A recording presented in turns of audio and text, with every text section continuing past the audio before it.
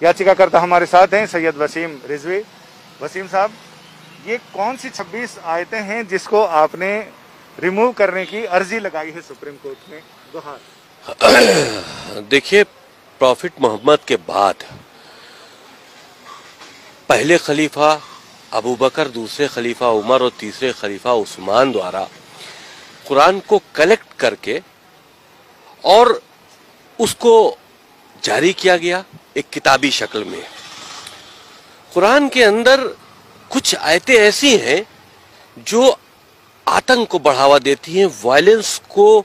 Violence teaching हम कहें उसको एक तरह से, वो कुरान के अंदर इस तरह की बातें हैं और बहुत अच्छी बातें भी हैं जो इंसानियत के लिए हैं। तो अल्लाह के मैसेज दो तरह के नहीं हो सकते। तो ये तीन जो खलीफा थे, इन्होंने ताकत का इस्तेमाल करते हुए कुरान के अंदर अमेंडमेंट करके इस तरह की आयतों को डालकर कुरान शरीफ को दुनिया के लिए जारी किया और उसी का सहारा लेकर पूरी दुनिया में आगे बढ़े हैं ताकत के दम पर इस्लाम को फैलाने के लिए। कोई भी धर्म मोहब्बत से फैलाया जा सकता है, ताकत के दम पर नहीं फैलाया जा सकता। और इस वजह से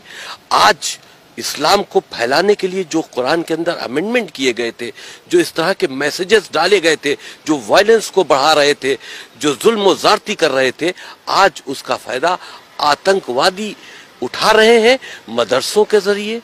आम मुसलमानों के बच्चे उसको पढ़ रहे हैं और उनका जहन जो है वो कट्टरपंथ की तरफ बढ़ रहा है। तो ये बहुत नुकसानदेह, बहुत सी ऐसी बातें हैं जो हमने अपनी पहल में लिखी हैं, लेकिन क्योंकि अभी हमने पीआईएल दाखिल की है, कोर्ट में पेंडिंग है, वो बातें हम खुलकर नहीं बता सकते, लेकिन हमें औज़ुबिल्लाहि मिनश्शैतानिर्रजीम बिस्मिल्लाहिर्रहमानिर्रहीम। क़ालल्लाहु तबारक व तआला फ़िल क़ुरानिल मजीद वल फ़ुरक़ानिल हमीद नहनु नज़्ज़लना ज़िक्र व इन्ना लहु लहाफ़िज़ून।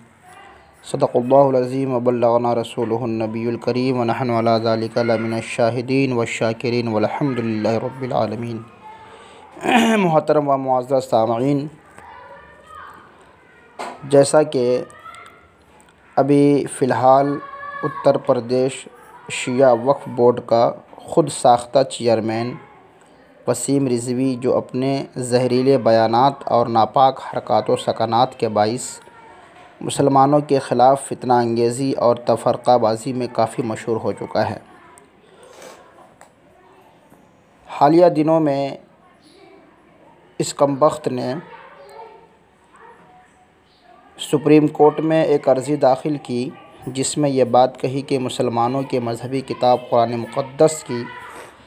26 आयतें हटा दी जाए, इसलिए कि उनसे मुल्क की सालमियत, इत्तेहाद व इत्तेफ़ाक और भाईचारगी को ख़तरा लाहिक हो सकता है। नऊज़ बिल्लाह मिन ज़ालिक। मीडिया से गुफ्तगू करते हुए इस मलऊन ने कहा कि ये आयतें वायलेंस को बढ़ावा देती है, बल्कि उन्हें वायलेंस चीटिंग कहना ज़्यादा मुनासिब है, और खुलफ़ाए राशिदीन हज़रत अबू बकर सिद्दीक़ व हज़रत उमर फ़ारूक व हज़रत उस्मान रज़ी अल्लाह तआला अन्हुम के ऊपर तान तशनी करते हुए कहता है कि ये तीन जो खलीफा थे,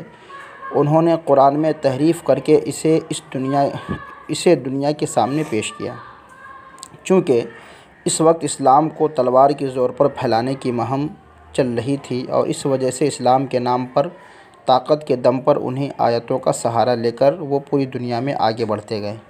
और आज भी दीनी मदरसों के अंदर बच्चों को कुरान की तालीम देकर आतंकवाद को बढ़ावा दिया जा रहा है। सदबार माज़अल्लाह। आप हज़रात ज़रा इस बदबख्त के जुमलों पर गौर करें तो मालूम होगा कि मौजूदा सदी में मज़हब इस्लाम के ख़िलाफ़ ऐसा झूठ और कुरान पर ऐसा हमला शायद ही किसी ने किया होगा। यकीनन ये एक ऐसी जुरात है जो किसी भी हाल में बर्दाश्त नहीं की जा सकती। मुसलमानों का फ़र्ज़ बनता है कि इस ज़ालिम के ख़िलाफ़ कोई ऐसा लायह अमल तैयार करें जिससे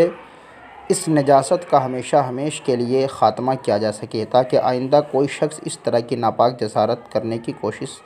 ना करे। इसने जो है बहुत सारी चीज़ें जो है इसने इस्लाम के ख़िलाफ़ बका है और نبی کریم علیہ السلام کی زوجہ محترمہ حضرت عائشہ صدیقہ رضی اللہ تعالیٰ عنہ و کاتب وحی حضرت امیر معاویہ رضی اللہ تعالیٰ عنہ اور دیگر مقدس اسلامی شخصیات کی شان میں گستاخیاں کرتا رہا، کبھی مدارس اسلامیہ کو دہشت گردی کا اڈہ بتاتا ہے وغیرہ وغیرہ۔ تو اور گزشتہ دنوں سے تو یہ اپنی تمام تر حدیں پار کر چکا ہے اور اللہ سے جنگ کرنے نکلا ہے، جس میں انشاءاللہ عز و جل یہ خود بھسم ہو کر اپنی ناپاک وجود کو خاکستر کرے گا۔ اب دیکھیں،